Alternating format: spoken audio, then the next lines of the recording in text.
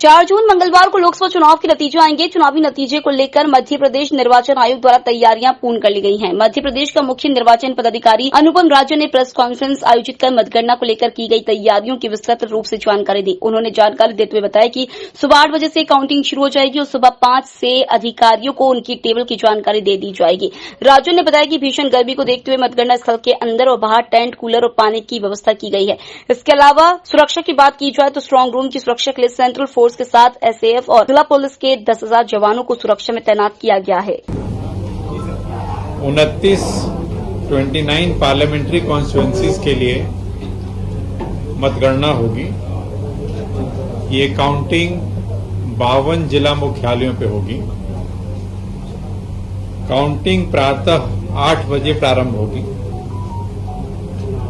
Postal ballets की गिनती 29 जिला मुख्यालय जहां पे आरओ हैं वहां पे की जाएगी।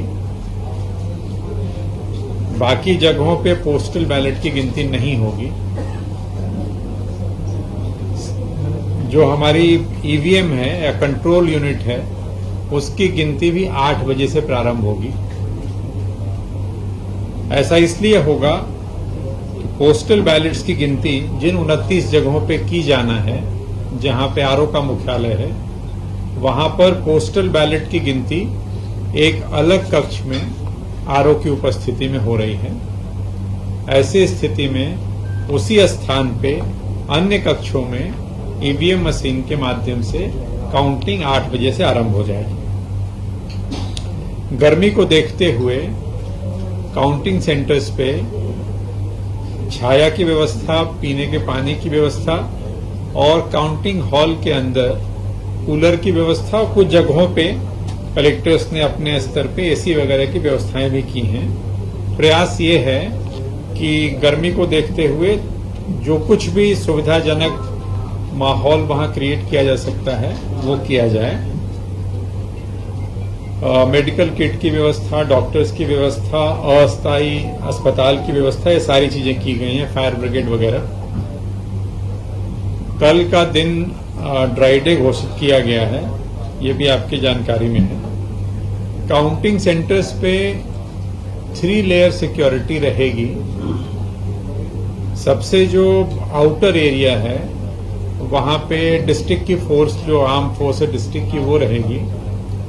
जो इंटरमीडिएट कॉर्डन है, बीच का जो हिस्सा है, वहां पे स्टेट की आर्म पुलिस होगी। और जो इनर मोस्ट कॉर्डन है, जो सबसे अंदर का, जहां पे काउंटिंग सेंटर के ठीक बाहर, काउंटिंग हॉल के बाहर, वहां पे सेंट्रल फोर्सेस की निगरानी होगी। आप अवगत हैं कि कोई भी अनाधिकृत व्यक्ति जिसके पास ऑथराइज्ड पास नहीं है, प्राधिकार पत्र नहीं है, वो अंदर प्रवेश नहीं करेगा। जो हमारे काउंटिंग पर्सनल हैं जिनके माध्यम से काउंटिंग का काम होगा, काउंटिंग सुपरवाइजर, काउंटिंग असिस्टेंट, इन सभी को 3 बार इनकी रैंडमाइजेशन होती है। फर्स्ट रैंडमाइजेशन और सेकेंड रैंडमाइजेशन दोनों हो गया है। थर्ड रैंडमाइजेशन है वो कल सुबह 5 बजे होगा। थर्ड रैंडमाइजेशन के माध्यम से ये बताया जाता है, या ये हम कंप्यूटर से, सिस्टम से निकालते हैं कि कौन सा व्यक्ति कौन सी टेबल पे काउंटिंग करेगा। आज की स्थिति में व्यक्ति को इतना पता है कि वो काउंटिंग दल के रूप में उसकी ड्यूटी लगी है और उसको अपना विधानसभा क्षेत्र पता होता है। सेकेंड रैंडमाइजेशन के बाद जो आज पता चला उसको कि कौन से विधानसभा क्षेत्र की वो गिनती करेगा, किस टेबल पे वो गिनती करेगा, ये उसको कल सुबह 5 बजे पता चलेगा। ये जो रैंडमाइजेशन की कार्रवाई होती है ये ऑब्जर्वर्स की उपस्थिति में होती है। आज भी ऑब्जर्वर की उपस्थिति में हुई है और कल भी ऑब्जर्वर की उपस्थिति में होगी। पूरे राज्य में, जैसा मैंने पहले भी कहा है आपके माध्यम से, पूरे राज्य में 116 सेंट्रल काउंटिंग ऑब्जर्वर्स हैं जो अपने अपने जिले में आ गए हैं। हमारे यहाँ 230 विधानसभाएं हैं, तो औसतन आप देखते हैं तो 2 विधानसभा का औसत आता है। 230 विधानसभाओं के लिए या 29 संसदीय क्षेत्र के लिए 116 केंद्रीय प्रेक्षक अपने अपने जिले में आ गए हैं, जिनकी उपस्थिति में, जिनकी देखरेख में ये काउंटिंग का काम होगा। जो पोस्टल बैलेट्स हमारे हैं, जो आज हमारे यहां अभी ट्रेजरी में रखे हुए हैं, इन पोस्टल बैलेट्स को आज 3 बजे के बाद हम वहीं से ट्रेजरी से निकाल करके और पॉलिटिकल पार्टी को पूरी तरह सूचना देते हुए इसको काउंटिंग सेंटर पे शिफ्ट करेंगे। ये कार्रवाई आज 3 बजे के बाद होगी।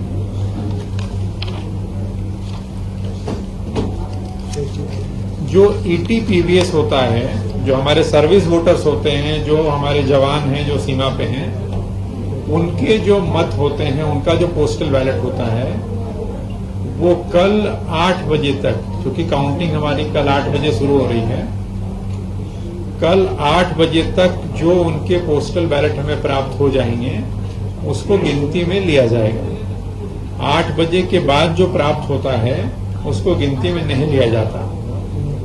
कल 8 बजे आसानी से उनका पोस्टमैन आ सके, मुख्य जहां पे काउंटिंग हो रही है वहां पे डीओ के पास, एआरओ, आरओ के पास, इसके लिए उसको डाक विभाग को पोस्टमैन के लिए अलग से पासेज जारी किए गए हैं, ताकि उनको सुरक्षा में वो दिक्कत ना आए और वो आसानी से आज रात तक जो पोस्टल बैलेट प्राप्त होते हैं वो सुबह 8 बजे के पहले ला करके काउंटिंग सेंटर पे दे दें, ताकि उसको गिनती में लिया जा सके।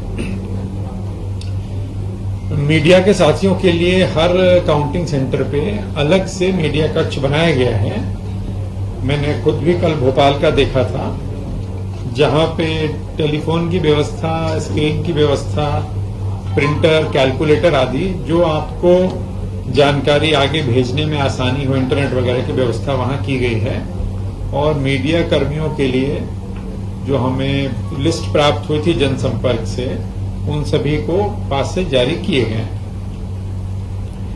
जो काउंटिंग की व्यवस्था होती है वो एक टेबल पे 4 लोग होते हैं जो मतगणना करते हैं। एक काउंटिंग सुपरवाइजर होता है, एक काउंटिंग असिस्टेंट होता है, एक और उसका सहायक काउंटिंग स्टाफ होता है, और एक माइक्रो ऑब्जर्वर होता है। ये जो माइक्रो ऑब्जर्वर होते हैं हर टेबल पे, ये राज्य सरकार के कर्मचारी या ये सेंट्रल गवर्नमेंट के एम्प्लॉय होते हैं, खास करके बैंक्स के एम्प्लॉय होते हैं। कहने का आशय यह है कि हर टेबल पे सेंट्रल गवर्नमेंट का एक व्यक्ति है जो माइक्रो ऑब्जर्वर के रूप में उस गणना की जो प्रक्रिया है, काउंटिंग की जो प्रोसेस है, उसको ऑब्जर्व करता है, उसको देखता है। पोस्टल बैलेट की जो गिनती होगी, जो मैंने बताया आपको कि आरओ के कक्ष में होगी, उस टेबल पे भी, हर पोस्टल बैलेट की टेबल पे एक एआरओ, एक काउंटिंग सुपरवाइजर, 2 काउंटिंग असिस्टेंट और एक माइक्रो ऑब्जर्वर होगा। तो माइक्रो ऑब्जर्वर, चाहे वो ईवीएम की काउंटिंग हो रही हो, चाहे वो पोस्टल बैलेट की काउंटिंग हो रही हो, हर जगह माइक्रो ऑब्जर्वर्स रहेंगे। 4 लोग। स्ट्रांग रूम से मतगणना करनी है, उसके लिए कलर कोडेड एक तरह से रास्ते बनाए गए हैं। हर विधानसभा के लिए एक अलग उसका साइनेज अलग कलर का बनाया गया है, और जो कर्मचारी उस स्ट्रांग रूम से मशीनों को लेके जाते हैं उनको उसी रंग की जैकेट देते हैं या उसी रंग के कपड़े, कुछ इस तरह का निशान, ताकि कंफ्यूजन न हो, ड्रेस कोड एक दूसरे में आपस में मिक्सअप नहीं हो। अलग अलग उनके कॉरिडोर बने हुए हैं। पूरा परिसर सीसीटीवी कैमरे की निगरानी में है। काउंटिंग हॉल में सीसीटीवी है, काउंटिंग परिसर में सीसीटीवी है। जब से स्ट्रांग रूम बना है तब से बड़ी सी स्क्रीन लगी हुई है हर जगह पे, जहां पे राजनीतिक दलों के व्यक्ति बैठे रहे इस पूरी प्रक्रिया में, वो स्क्रीन कल भी काम करती रहेगी। तो स्ट्रांग रूम लगातार एक तरह से आपको स्क्रीन पे दिख रहा है, और जो कॉरिडोर से जब मशीनें आ रही हैं, जा रही हैं, वो भी आपको स्क्रीन पे दिखेगा। काउंटिंग हॉल के अंदर mobile phone, iPad, laptop, calculator, ये सब चीजें जो काउंटिंग एजेंट्स हैं, जो अभ्यर्थी के एजेंट हैं, वो लेकर के नहीं जाएंगे। कैलकुलेटर का उपयोग सिर्फ जो काउंटिंग स्टाफ है वो करेगा। कैलकुलेटर्स हम लोग मीडिया सेंटर में अलग से रखवा रहे हैं ताकि काउंटिंग एजेंट्स भी यदि उनको जरूरत पड़ती है तो मीडिया सेंटर में जाकर उसका उपयोग कर सकते हैं और मीडिया के साथी भी हमारे उपयोग कर सकते हैं। हर टेबल पे काउंटिंग एजेंट्स होंगे और कैंडिडेट्स ने अपने अपने काउंटिंग एजेंट्स नियुक्त कर दिए हैं।